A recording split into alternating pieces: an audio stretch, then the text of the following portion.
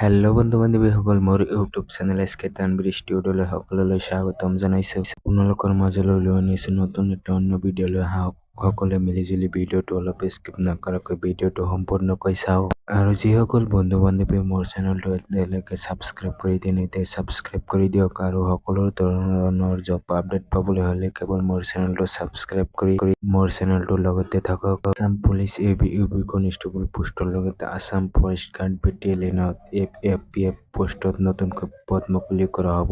অসমৰ মাননীয় মুখ্যমন্ত্ৰী ডক্টৰ হিমন্ত বিশ্ব শৰ্মা ছাৰে অৰ্থাৎ মামাই ইতিমধ্যে ঘোষণা কৰিছে যে নতুনকৈ অসম পুলিচ ইউপি কনিষ্টেবল পোষ্টৰ লগতে ইউপিএছআৰ পোষ্টৰ লগতে আসাম ফৰেষ্ট গাৰ্ডত এফপিএফ পদ নতুনকৈ পদ মুকলি কৰা হ'ব। পুলিচৰ লগতে আসাম ডাইৰেক্ট ৰিক্ৰুটমেণ্টত নতুনকৈ পদ মুকলি কৰা হ'ব। 2025 চনৰ নৱেম্বৰ মাহতে নতুনকৈ পদ মুকলি কৰা হ'ব। আসাম পুলিচ ইউপি কনিষ্টেবল পোষ্টৰ লগতে এডিআৰই আসাম ডাইৰেক্ট ৰিক্ৰুটমেণ্টত নতুনকৈ পদ মুকলি কৰা হ'ব। সেই সম্পৰ্কে অসমৰ মাননীয় মুখ্যমন্ত্ৰী ডক্টৰ হিমন্ত বিশ্ব শৰ্মা ছাৰে ইতিমধ্যে 2025 চনৰ 6 জুন তাৰিখ ইতিমধ্যে ঘোষণা কৰিছে।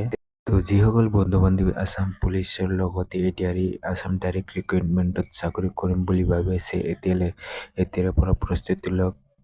যিহেতু বন্ধু বান্ধৱীসকল আসাম পুলিচ ইউপি কনিষ্টেবল পোষ্টৰ ৰানিঙত বহুত কাট-অফটো বহুত হাই যায়, সেইকাৰণে এতিয়াৰে পৰা প্ৰস্তুতি লওক। যিহেতু নৱেম্বৰ মাহৰ পৰা নতুনকৈ পদ মুকলি কৰা হ'ব। যিসকল বন্ধু বান্ধৱীয়ে মোৰ চেনেলটো এতিয়ালৈকে ছাবস্ক্ৰাইব কৰি দিয়া নাই, এতিয়া ছাবস্ক্ৰাইব কৰি দিয়ক। তো ভিডিঅ'খিনিত ইমানখিনি আছিল। মোৰ এইটো ভিডিঅ'ত কওঁতে যদি কিবা ভুল হৈছে এইটো কমেণ্টৰ মাজেদি জনাই দিব। নেক্সট ভিডিঅ'টো আৰু শুধৰণি কৰা হ'ব। সকলোলৈ ধন্যবাদ।